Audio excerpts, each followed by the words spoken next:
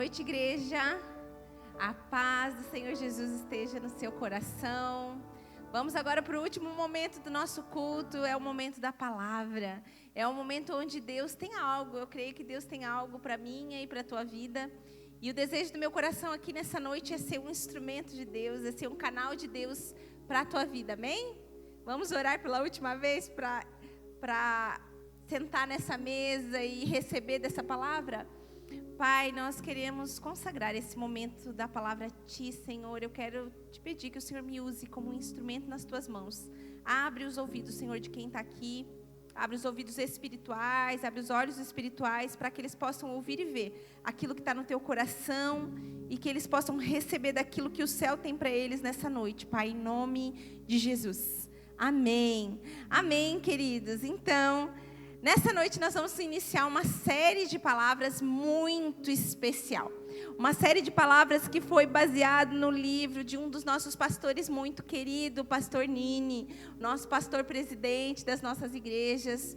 E esse livro tem como título, Tudo sobre Ele. Nada é sobre você, é tudo sobre Ele. Então essas palavras, essa série, ela vai ser baseada nesse livro, é claro, né? Esse livro vem como pano de fundo, mas ele é todo, essas palavras serão todas em cima da Bíblia, obviamente. Mas esse livro foi uma inspiração para essa série. Então eu espero que você receba, não perca nenhum culto. Serão mais ou menos 5 cultos falando sobre esse tema, e cada culto vai trazer uma narrativa especial, uma narrativa focada em um tema, onde nós cremos que Deus vai falar com você nessa noite, amém? Então já fala para a pessoa que está do teu lado assim, ó, não falta os próximos 5 cultos. Para 4 cultos, não falta os próximos 4 cultos, para você não perder nenhuma palavra dessa série. Amém? E a primeira palavra dessa série tem como título Vivendo como Filhos. Vivendo como Filhos. Esse livro, essa série, tem como título maior, é Tudo sobre Ele. Então é tudo sobre Deus. É a primeira coisa que nós precisamos entender. Nada é sobre nós primeiro, né? Eu costumo dizer que a gente já nasce, parece que olhando para o nosso umbigo, né? Parece que o mundo gira em torno de nós e tudo é para nós. Mas na verdade, quanto mais eu e você vamos conhecendo a Bíblia, a palavra de Deus, mais a gente vai vendo quão esse Deus é grandioso e maravilhoso, e Ele rege todas as coisas, e nós fazemos parte de um plano muito maior do que a nossa própria vida, um plano muito maior do que a nossa própria família. É algo grandioso. Mas como filhos, talvez eu e você já tenhamos feito aquela famosa pergunta: quem sou eu? Quem sou eu? Essa é uma das perguntas mais intrigantes que a gente pode fazer para nós mesmos. Quem sou eu? Como que você responderia quem é você, sem dizer o que você faz? Sem falar das tuas habilidades, da tua profissão. Quem é você? Pergunta aí para você mesmo, medita aí dentro de você. Quem é você? Sabe, responder essa pergunta da maneira correta, ela pode transformar a nossa vida, para que a gente viva de acordo com os propósitos de Deus. Saber responder essa pergunta com convicção de quem nós somos em Deus, pode mudar o curso da nossa vida. Pode fazer com que todas as coisas sejam mudadas, toda a nossa estrutura seja abalada, e a gente entre no propósito de Deus. Sabe, o mundo aí fora fala assim, ó, que quem nós somos está dentro de nós, e nós precisamos descobrir dentro de nós quem nós somos. Mas eu vou contar uma história para ilustrar para você como é que é procurar dentro de nós descobrir quem nós somos. Imagina 2 bêbados, um lá embaixo de um poste numa noite muito escura, procurando algo no chão, e ele procura, de repente passa outro bêbado, olha aquilo e acha aquilo curioso, chega perto e pergunta: o que você está procurando? Então esse bêbado fala assim: olha, eu perdi a minha aliança, e se eu chegar em casa sem a minha aliança, a minha mulher vai botar eu para fora de casa. Então esse segundo bêbado, né, compadecido da situação do seu colega, ele abaixa e ele ajuda a procurar a sua aliança, a aliança do outro. E os dois ficam ali um tempão empenhados procurando e nada. De repente esse segundo bêbado olha para o primeiro e fala assim: tem certeza que tu perdeu tua aliança aqui? E ele olha e fala assim: não, na verdade eu perdi lá, mas é que lá está muito escuro, então eu estou procurando aqui. Gente, essa é a parte que vocês deviam rir. Moral da história: por mais que nós tenhamos empenho, em procurar quem nós somos. Se nós procurarmos no lugar errado, nós nunca vamos achar. Se nós procurarmos quem nós somos no lugar errado, nunca nós iremos achar. Porque a verdade é, não importa quanto tempo ou quanto empenho eu e você procure algo, nunca encontraremos esse algo no lugar errado. Nunca encontraremos a nossa identidade em outro lugar que não seja Deus. Sabe, Deus, Ele é o nosso Criador. Foi Deus que projetou eu e você, a nossa estrutura, quem nós somos. Tudo em nós foi criado para cumprir um propósito. E quando nós não entendemos isso, a gente fica que nem esses dois bêbados, procurando, tentando achar nas coisas, nas pessoas, qual é o propósito da nossa vida. E na verdade existe um único lugar. E o nome desse lugar é Jesus Cristo. Só nele nós descobrimos quem nós somos. Sabe, nós não vamos encontrar dentro de nós, dentro dos nossos pensamentos, dentro das nossas habilidades, dentro das nossas conquistas, dentro das nossas vivências, ou por meio de um grupo ou de pessoas, a gente não vai descobrir quem a gente é assim. Nós só descobriremos quem nós somos de verdade quando nós estivermos no lugar certo, que é o centro da vontade de Deus. Porque Ele nos conhece profundamente, podendo então nos mostrar, nos alinhar e nos mostrar quem nós somos. E deixa eu dizer para você, quando você descobre quem você é em Deus, você não vai querer ser mais ninguém. Você vai olhar para você e você vai dizer, eu tenho valor, eu sou precioso, eu sou preciosa, Deus me criou para um propósito específico. Quero convidar você a abrir no nosso texto base, na Bíblia. Vamos abrir, vamos ver o que Deus fala sobre isso. Lá em Efésios capítulo 1. Se você não trouxe a sua Bíblia, nós vamos projetar ela aqui atrás. Deixa eu ler aqui atrás junto com vocês aqui, ó.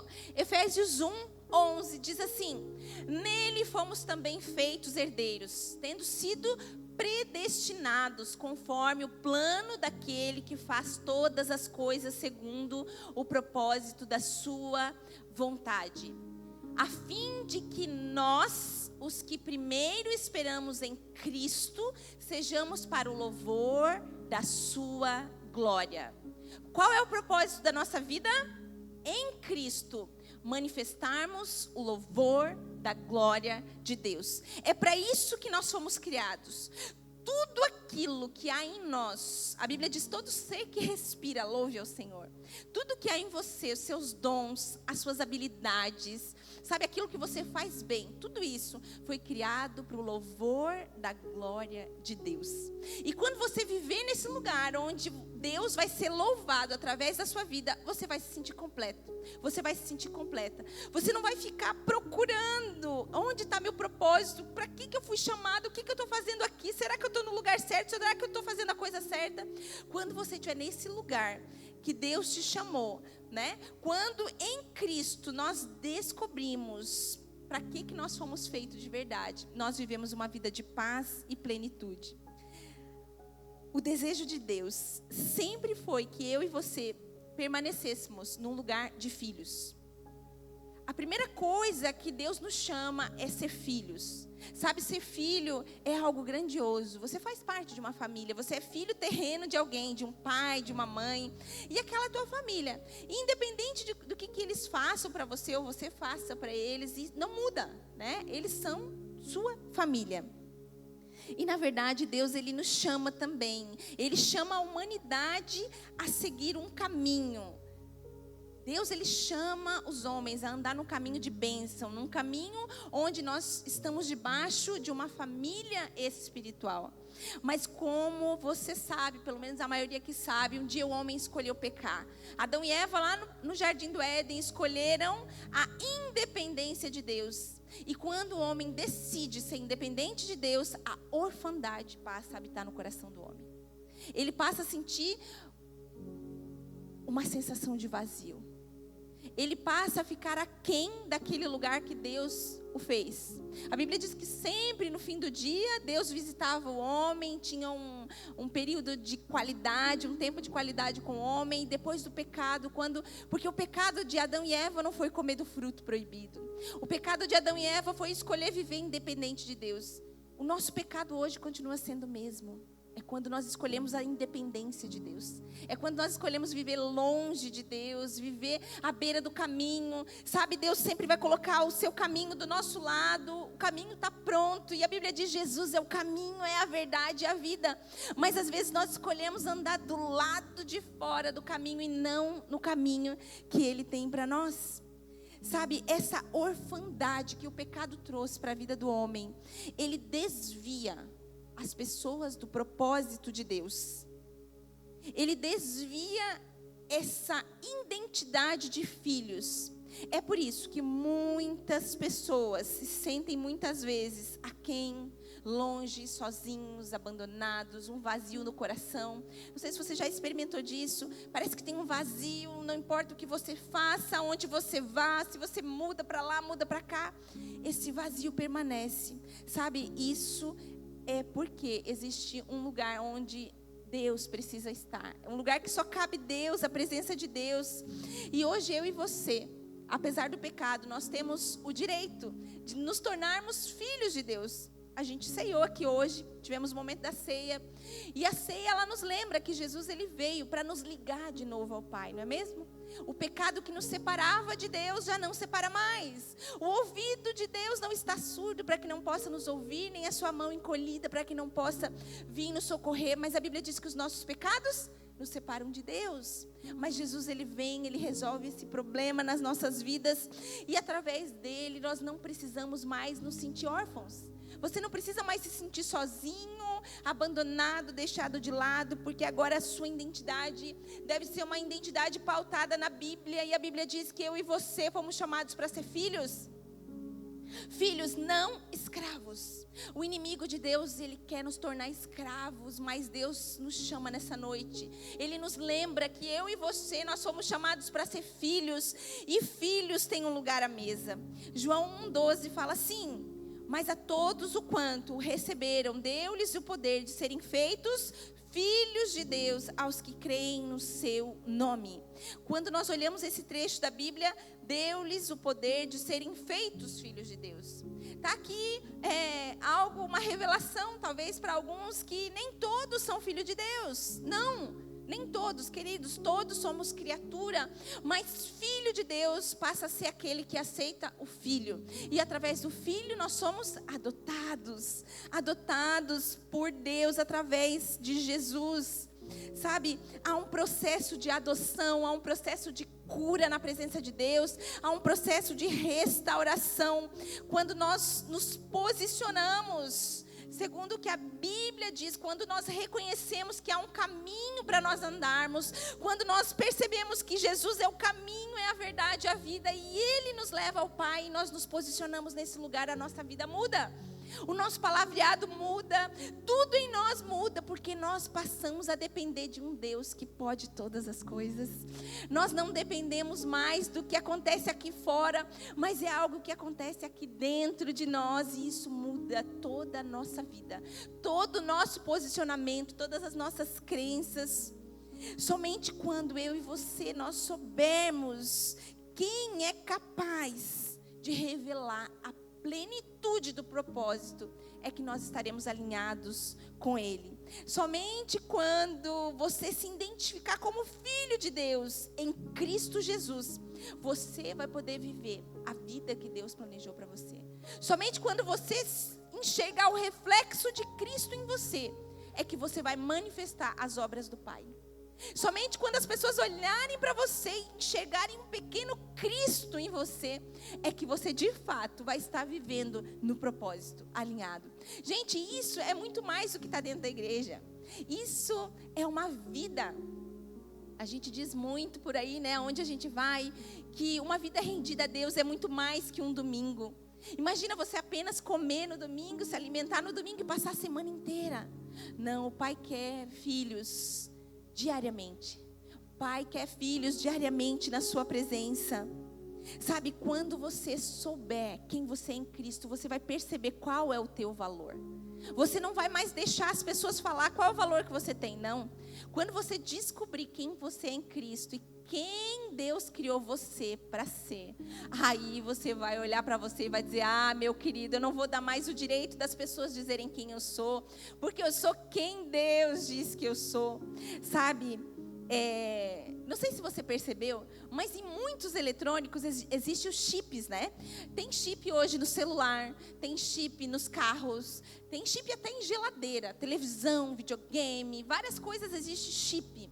Mas os chips, eles são feitos de um produto, uma matéria-prima chamada silício. Sabe, o silício é a matéria-prima dos chips. Então, sem o silício, não consegue fazer o chip. E muitas montadoras de carro pararam a sua produção por causa do tal do silício. Estava em falta no mercado. No mundo. E eles descobriram que no Brasil, lá no estado de Goiás, existe uma cidade que tem o silício como matéria-prima num campo de extração. E quando eles descobriram isso, eles chamaram o Brasil de negligente. Por quê? Porque eles estavam usando aquela matéria-prima ainda não desenvolvida, mas estava lá, como areia. Eles estavam extraindo, porque o silício ele vem dentro dos cristais, né, de areia. E eles estavam usando aquela areia e vendendo aquela areia para construção civil. Eles estavam vendendo para construção civil, extraindo aquela areia e vendendo para construção civil. Então, o pessoal da tecnologia desceu o sarrafo no Brasil, porque eles estavam sendo negligentes a algo tão precioso, que poderia ser vendido por 10 vezes mais o valor do que estava sendo vendido, e podia ser vendido 10 vezes mais para a tecnologia do que estava sendo vendido para construção civil. Aí me diga uma coisa, hoje em dia nós vivemos num tempo de tanta informação, de tanta tecnologia, como que esse campo de extração não sabia que essa matéria-prima tão preciosa estava lá, e como que eles não sabiam que aquilo valia muito mais do que eles estavam vendendo? Eles não tinham conhecimento de como aquilo era precioso. Sabe, assim é eu e você.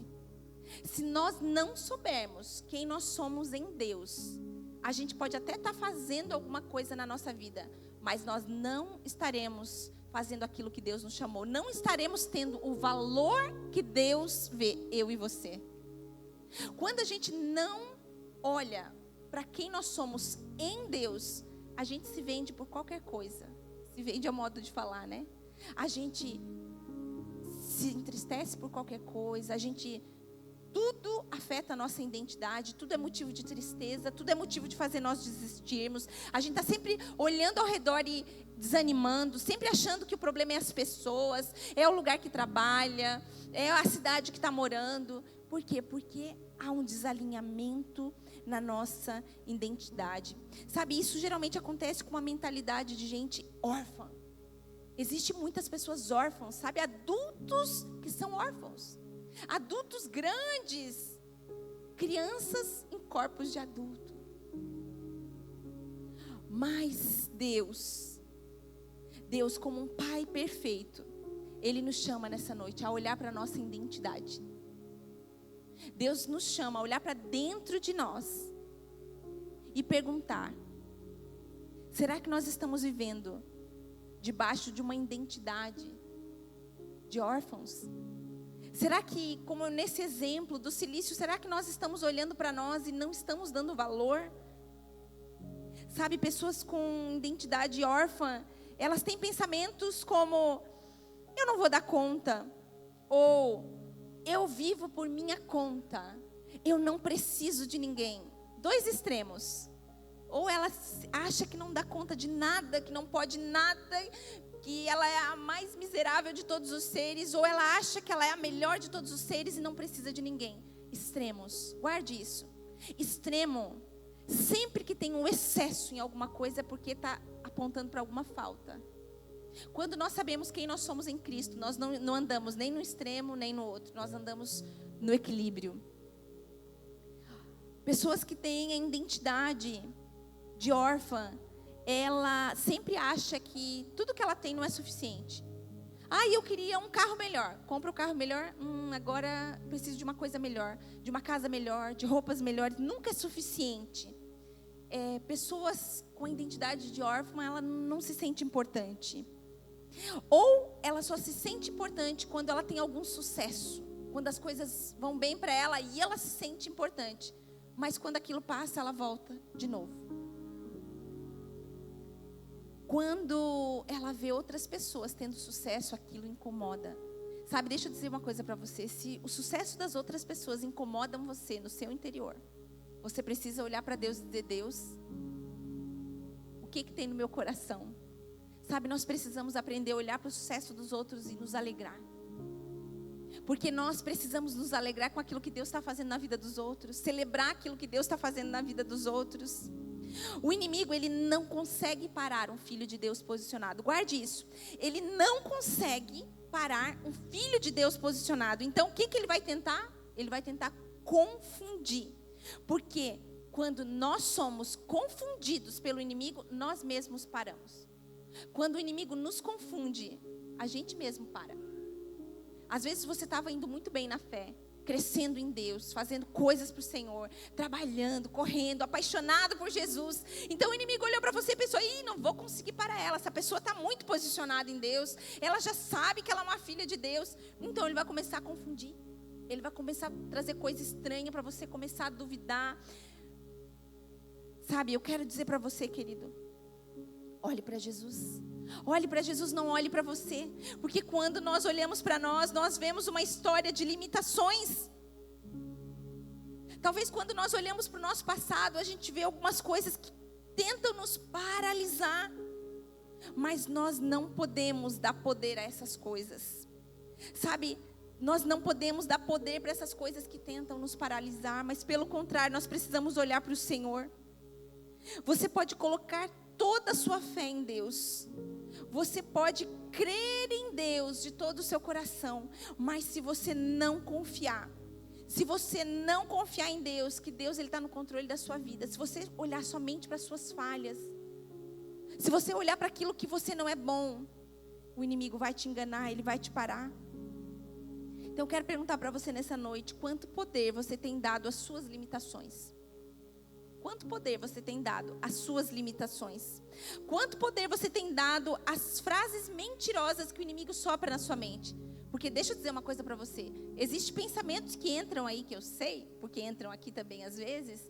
E esses pensamentos, muitas vezes, não são os pensamentos de Deus. Sabe como saber quando não são? É aqueles pensamentos maus que te levam para baixo. Deus nunca vai jogar um pensamento para nos jogar para baixo. Deus sempre vai jogar pensamentos na nossa mente, pensamentos de paz, de alegria. Às vezes Deus vai trazer arrependimento, mas nunca é para nos jogar para baixo. Então, que tipo de pensamento mentiroso o inimigo tem jogado na tua mente, que tem te paralisado? Eu sempre digo assim, nos estudos bíblicos: pode um pássaro pousar na nossa cabeça? Pode acontecer lá, né? Vir um pássaro e pousar, mas fazer ninho é só se nós deixarmos. Que pensamento que você tem deixado fazer ninhos na tua cabeça? Pensamentos que não são de Deus, que têm feito ninhos aí. Que fruto esses pensamentos têm gerado na tua vida? Fé? Alegria? Paz? Amor? Não. Sabe, no Evangelho de Marcos, nós vemos um cego, o cego Bartimeu, né? E o cego, ele estava à beira do caminho, e ele ouviu as pessoas dizendo que Jesus ia passar por aquele lugar. Eu quero ler essa passagem com você, lá em Marcos 10, do 46 ao 52, vou ler aqui no Data Show com você. Esse cego, ele está à beira do caminho, né? A história conta que os cegos, naquela época, eles tinham direito a usar uma capa. Porque por eles serem cegos, dava esse direito, esse privilégio, se é que assim eu posso falar, de usar essa capa. Porque essa capa simbolizava que eles podiam pedir esmolas. Então esse cego, ele estava com essa capa à beira do caminho e de repente ele ouve que Jesus estava passando naquele lugar. Vamos ler o texto. Então chegaram a Jericó, Jesus e os discípulos, tá? Quando Jesus e os seus discípulos, com uma grande multidão, estavam saindo da cidade, o filho de Timeu, Bartimeu, que era cego, estava sentado à beira do caminho pedindo esmolas. Ao ouvir que era Jesus de Nazaré, começou a gritar: Jesus, filho de Davi, tem misericórdia de mim. Muitos repreendiam ele para que se calasse, mas ele gritava ainda mais alto: Jesus, filho de Davi, tem misericórdia de mim. Jesus parou e disse: chamem-no. Então chamaram o cego. Tenha coragem, levante-se. E ele está chamando você. Lançando da capa para o lado, com um pulo, pôs-se de pé e dirigindo-se a Jesus. E Jesus disse: o quê? Ai, eu acho essa pergunta tão maravilhosa. O que você quer que eu faça? Gente, olha como Jesus era. Um cego. O que será que o cego queria? Mas Jesus faz essa pergunta: o que você quer que eu te faça? Perguntou Jesus. E o cego respondeu: Rabone, eu quero ver. E Jesus disse: vá, a sua fé o curou. Imediatamente ele recuperou a visão, seguiu Jesus pelo caminho. Gente, essa passagem, ela tem muita revelação dentro dela. Pensa, um homem à beira do caminho, provavelmente há anos vivendo nessa condição. De repente ele ouve falar que Jesus estava passando por aquele lugar. E ele começa a gritar por Jesus: Jesus, filho de Davi, tem misericórdia de mim. E a Bíblia diz que a multidão mandava ele se calar, ele parar de gritar para não incomodar Jesus. E ele continua gritando. Sabe, aquele homem, ele não se conformou com aquela situação. E a Bíblia diz que quando Jesus manda ele levantar, ele tira da sua capa e ele joga para o lado e ele se põe de pé. Sabe, aquele homem estava à beira do caminho. Talvez tem pessoas aqui nessa noite à beira do caminho. Talvez Jesus está passando pela sua casa, pela sua vida. E Jesus está passando por ali. Você está ouvindo falar que Jesus está passando por ali, mas você não quer sair da sua condição. Você não quer sair daquele lugar que você está. Talvez você já se contentou com essa capa. Talvez uma capa de dor, uma capa de mentiras, uma capa de doença. Eu não sei qual é a capa que talvez você está nessa noite, que está sobre a sua vida. Alguma limitação. Mas, querido, Jesus está nesse lugar. Jesus está passando por esse lugar. E onde Jesus passa tem cura para mim e para a tua vida. Sabe, as pessoas não conhecem as nossas lágrimas, mas Jesus conhece. As pessoas não conhecem as dores do nosso coração, mas Jesus conhece. Jesus conhece a minha e a tua limitação. Por isso, esqueça a multidão, esqueça aqueles ao teu redor, ao qual você talvez se preocupe com a tua reputação e grite: Jesus, filho de Davi, tende misericórdia de mim. Você foi chamado para ser filho e filha de um Deus poderoso. Sabe, não se contente a viver à beira do caminho com migalhas. Escolha viver aquilo que Deus tem para você. Talvez você passou por traumas na sua infância, coisas que colocaram capas mentirosas em você. Talvez você passou por um abuso, palavras malditas sobre a sua vida. Sabe, talvez tenha algo na sua vida que te prende, você pecou, você fez algo errado, que você sabe que desagrada a Deus, e o inimigo tem colocado essa capa, dizendo: você é isso, você é aquilo. Deixa eu dizer para você, você é aquilo que Deus diz que você é. O teu Criador diz quem você é. E quem que Ele diz que você é? Você é filho amado. Sabe, você é filho perdoado, você é aceito. Como o nosso pastor diz, não é à toa que Jesus morreu com os braços abertos na cruz, para nos lembrar que o pecado não tem mais domínio sobre nós, se nós estivermos com Ele. Escolha viver uma vida no hoje. Escolha viver o hoje. Sabe, eu estava conversando com uma irmã essa semana e ela falou uma frase que aquilo veio como uma flecha para o meu coração. Bebê não pode carregar bebê. Bebê não pode carregar bebê. Sabe, escolha crescer na fé. Ser um bebê na fé é por um tempo. É por um tempo, mas Jesus nos chama a caminhar com as nossas pernas. Por isso, não se conforme. Não seja limitado. Não seja limitada. Talvez você lida com uma falta de perdão. Talvez algum vício na tua vida te prende. E você está lá conformado, está ali o caminho, Jesus, o caminho, a verdade e a vida. E você está à beira do caminho. E você está lá com a tua capa. Você sabe qual a capa que você tem, eu sei. Mas eu não quero capas. Eu quero me colocar de pé, eu quero me posicionar naquele lugar que Deus tem. Sabe? Eu e você precisamos olhar para o Senhor nessa noite e dizer: Senhor, eu reconheço que eu sou o que o Senhor diz que eu sou, que eu tenho o que o Senhor diz que eu tenho, que eu posso fazer aquilo que o Senhor diz que eu posso fazer, que eu sou amada, que eu sou escolhida, que eu sou perdoada, aceita, santa, vencedora. Sabe, há uma verdade sobre a sua identidade. E quando nós tivermos essa consciência dessa verdade, nós seremos impactados por essa verdade, que é a palavra de Deus. E a gente não vai mais viver da mesma maneira. Nós vamos olhar para a nossa vida e nós não vamos mais nos conformar. Se você luta com alguma área da sua vida, você precisa olhar para essa área e não se conformar. Porque enquanto eu e você estivermos lutando contra essa carne aqui, contra os defeitos dela, sabe, quando nós estivermos lutando, nós vamos estar declarando: não sou eu mais quem vivo, mas Cristo vive em mim. Eu sou transformada a cada dia para viver segundo o propósito que Ele me chamou. Sabe, Deus, Ele quer que eu e você, nós vivamos seguros na dependência dEle. Você tem medo do futuro? Talvez você busque o amor das pessoas, a aceitação das pessoas, porque você tem medo. Medo de ficar sozinho, medo de ficar sozinha, medo de não ser aceito. Talvez às vezes você fala de um jeito, age de um jeito. Não sei, você talvez muda quem você é para ser aceito. Você não precisa ser aceito pelas pessoas, você precisa ser aceito por Deus. Quando eu e você entendermos quem nós somos em Deus, que Ele nos aceita primeiro, vai ser consequência aqui fora.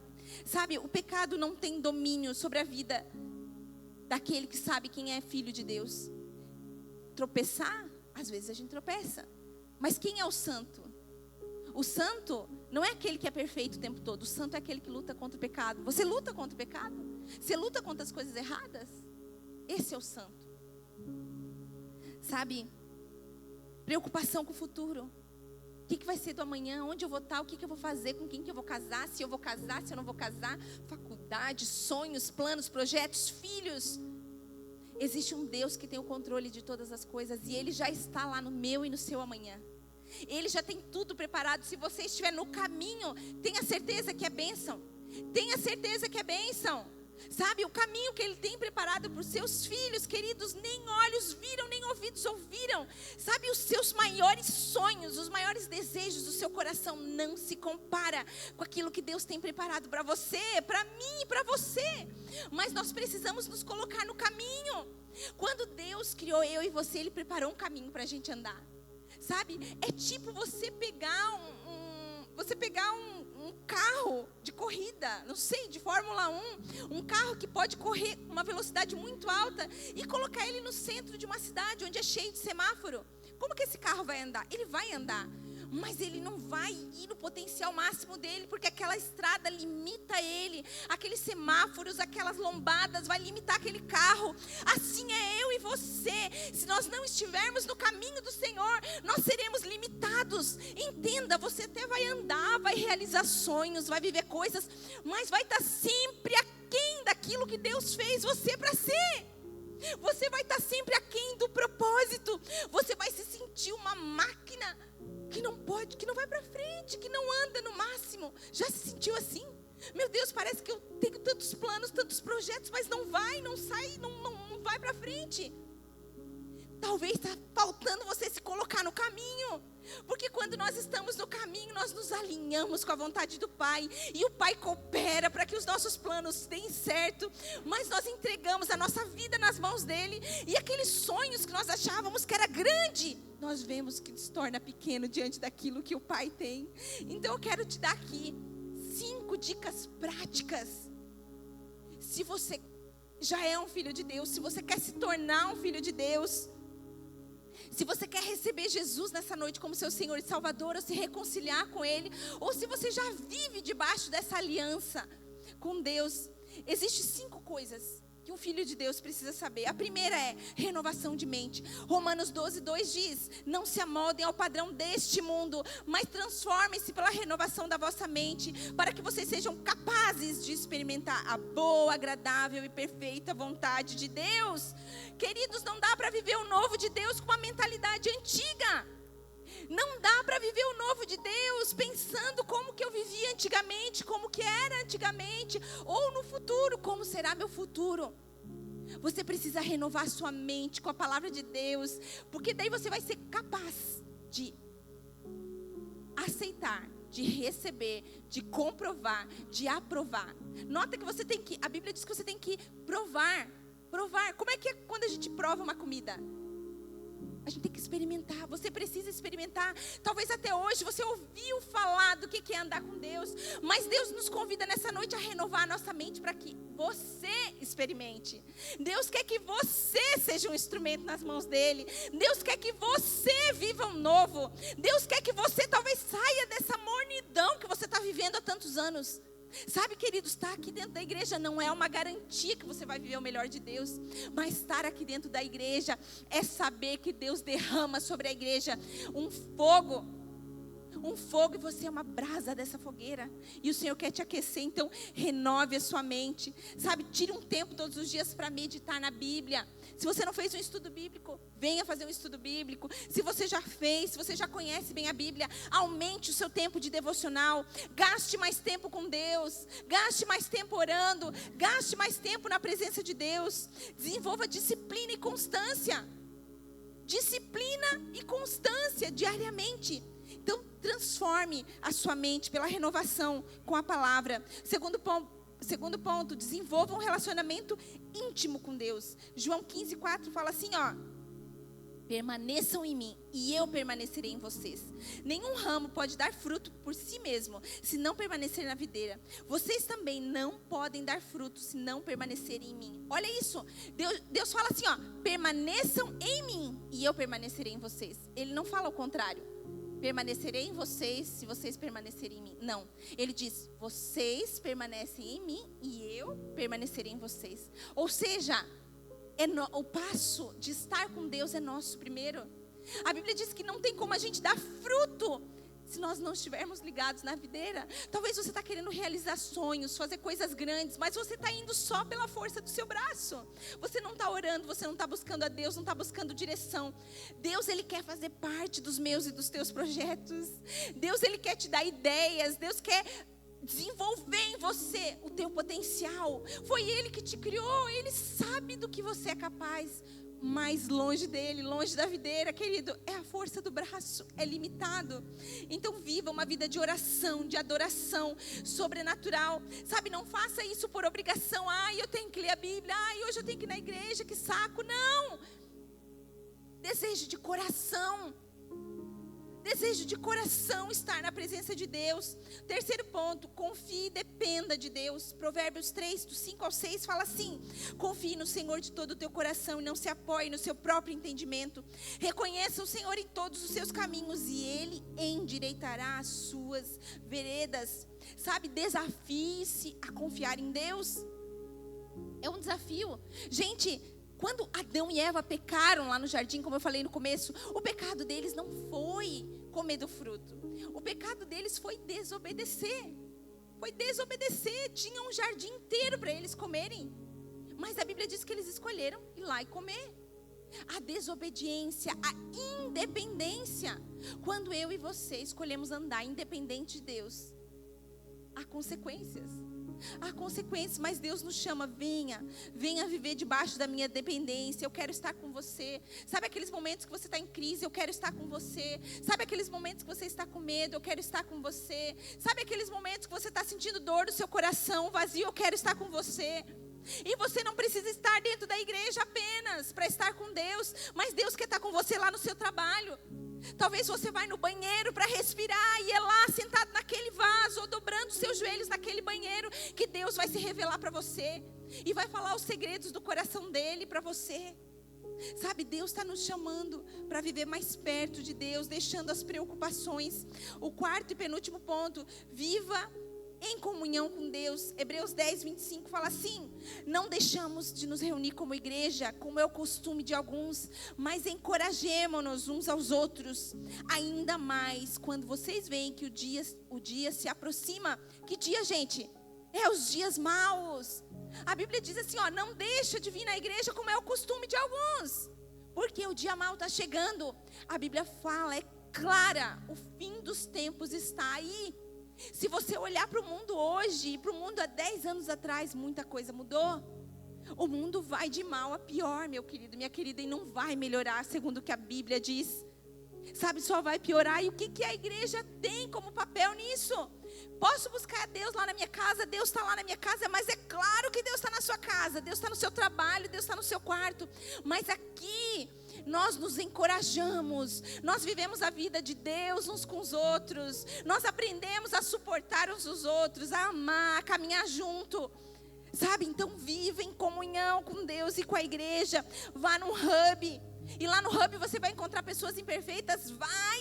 Vai, porque eu e você não somos perfeitos, mas lá nós combatemos o egoísmo, de achar que a gente sabe tudo, de que a gente pode andar sozinho. Sai do seu lugar, faça alguma coisa, dê um passo à frente. E quinto e último ponto: obediência e submissão. Porque nisso consiste o amor a Deus, em obedecer os seus mandamentos, e os mandamentos não são pesados. Os seus mandamentos não são pesados. Tem muita gente que diz assim, eu tenho fé em Deus. Eu acredito em Deus, eu confio em Deus, eu ando com Deus, mas não obedece. Amor sem obediência não é amor. É o que a Bíblia ensina. Sabe, se eu amo a Deus, eu preciso me submeter ao que está aqui. Porque o que está aqui é um caminho de bênção para a minha vida. A Bíblia não é para Deus, a Bíblia é para mim. É para me ensinar a andar no caminho que Deus me fez para andar. Sabe, a obediência ela é um reflexo do nosso amor e confiança a Deus. Quando você obedece, você diz, Deus, eu sei que o Senhor está cuidando de mim. Eu sei que o Senhor está cuidando da minha vida. E eu me submeto à sua vontade, confiando que o Senhor tem o melhor para mim. Porque o Senhor me fez, o Senhor me conhece. Quero convidar você a se colocar de pé. Sabe, lembre-se que como filhos, nós obedecemos porque nós confiamos que Ele tem o melhor para nós. E após ter essa revelação da identidade em Deus, nós precisamos viver uma vida nova. Nós precisamos dar passos na nossa vida, nós precisamos alinhar aquilo que está desalinhado. Nós precisamos viver um pensamento e atitudes da cultura do céu aqui na terra. E eu quero convidar você a meditar sobre isso. Sabe, eu por muito tempo eu vivi com uma identidade de órfã. Eu fui, como a maioria da igreja sabe, né? Com 12 anos eu comecei a trabalhar, eu não tive os meus pais, nunca tive meus pais, então sempre fiquei um pouquinho com cada um da família, até começar a trabalhar aos 12 anos. Então a minha vida não foi fácil, realmente não foi fácil. E eu conheci a Jesus com 16 anos, sozinha, né? Entreguei minha vida para Jesus, quando a minha família ainda vivia outra vida. E com 16 anos eu mudei tudo, primeiro de dentro e aqui fora começou a mudar. E foi maravilhoso, e hoje eu olho para trás e vejo que foi a melhor decisão que eu fiz na minha vida. Mas durante esses anos, queridos, Deus foi trabalhando muito no meu caráter. E eu comecei a perceber, depois de anos já caminhando com o Senhor, debaixo dessa palavra, tendo revelação de quem Deus é, de que eu sou filha, cada vez mais eu tenho tido a revelação mais profunda de quem eu sou nele.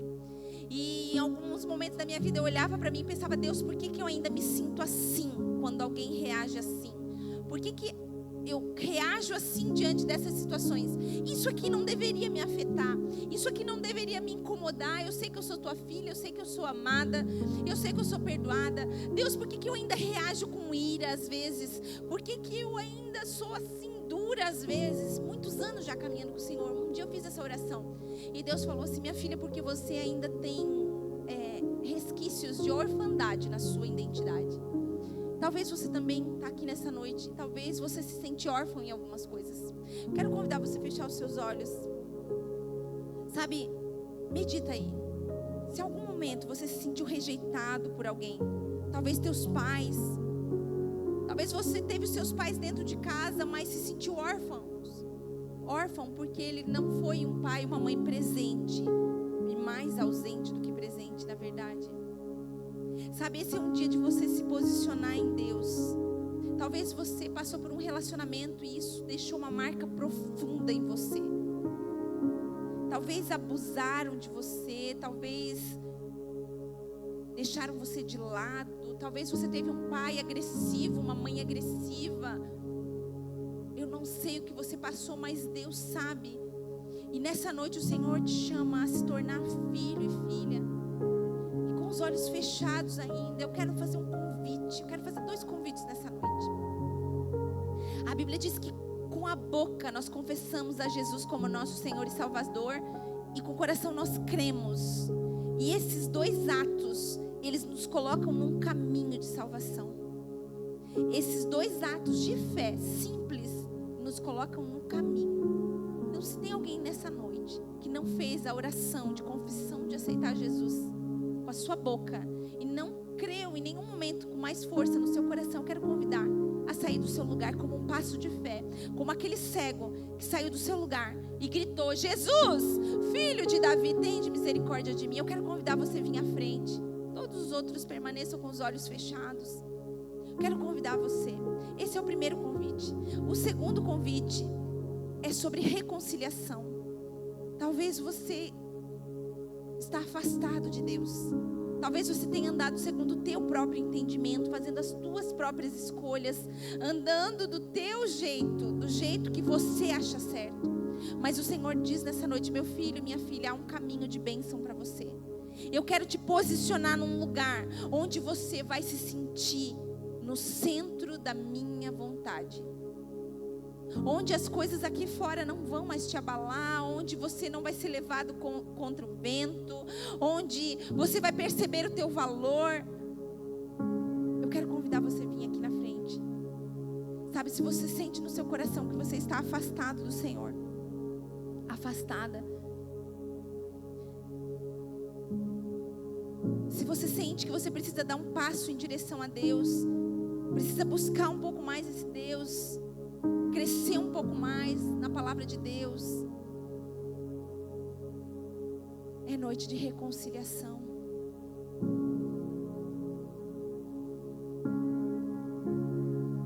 É noite de reconciliação, é noite de dizer: Pai, eu andei pelas minhas pernas até aqui, mas eu quero fazer diferente. Eu quero convidar nossos líderes de Hub a vir aqui e orar por essas pessoas que estão aqui na frente. Oh, Senhor. Oh, Pai, em nome de Jesus, Tua presença está nesse lugar. Senhor, a Tua presença está nesse lugar. E eu creio que aonde a Tua presença está, a vida. Senhor, aonde a Tua presença está, a renovação de mente. Pai, em nome de Jesus, eu te agradeço pela Tua presença nesse lugar. Eu te agradeço pela Tua presença nesse lugar. Pai, eu sei que nessa noite o Senhor está mudando histórias. Oh, Senhor, a Tua palavra diz que ninguém vem até o Senhor sem que o Senhor atraia primeiro. Por isso, nessa noite eu creio, Senhor, que o caminho vai se abrir para algumas vidas nesse lugar. Oh, Senhor, o caminho vai se abrir para aqueles que estão afastados no coração, aqueles que estão precisando se posicionar, saber quem são no Senhor. Oh, há uma revelação nessa noite.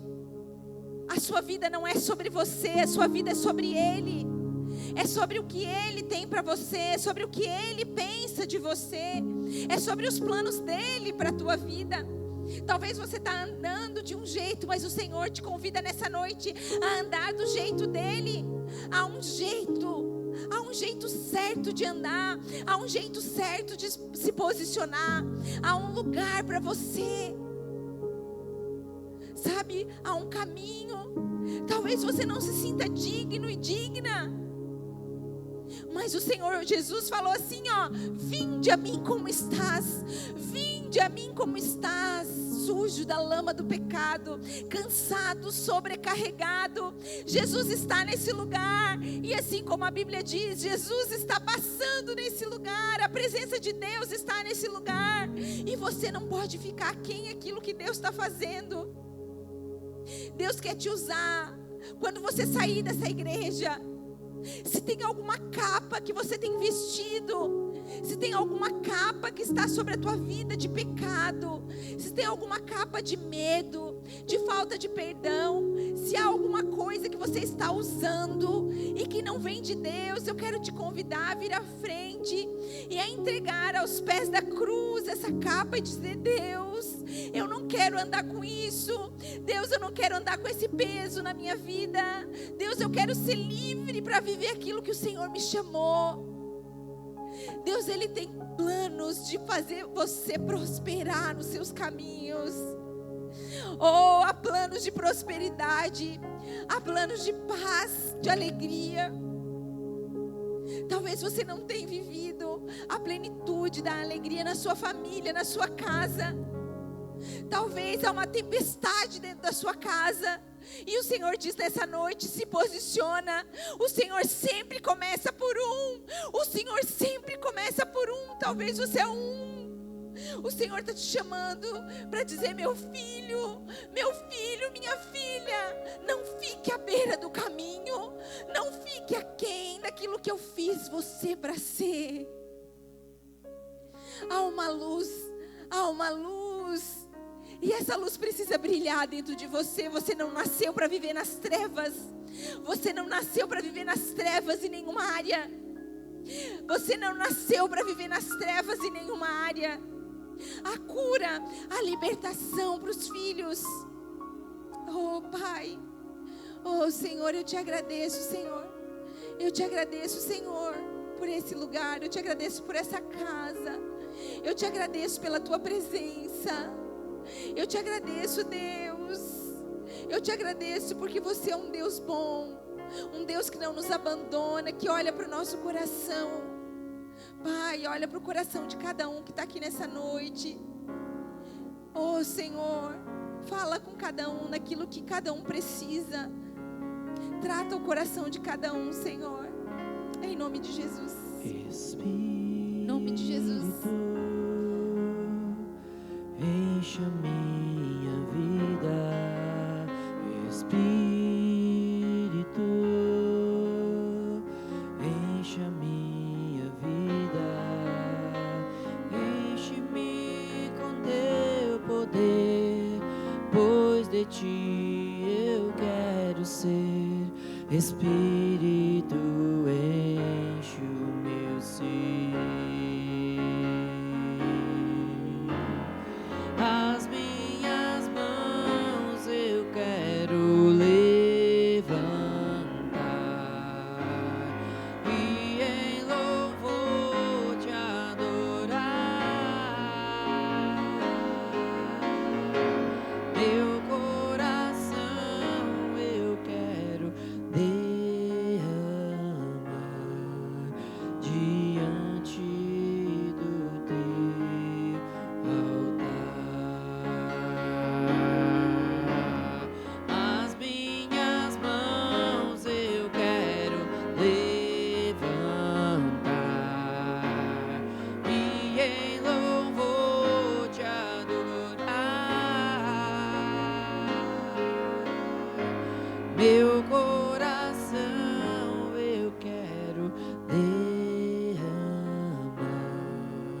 diante do teu altar, diante do teu altar, diante do teu altar. Senhor, nós te agradecemos por essa noite. Te agradecemos, Pai, por cada irmão e irmã que está aqui neste lugar, Senhor. Que assim como nós tem te buscado, Senhor. Que assim como nós tem clamado a tua presença todos os dias, Deus. Nós te agradecemos.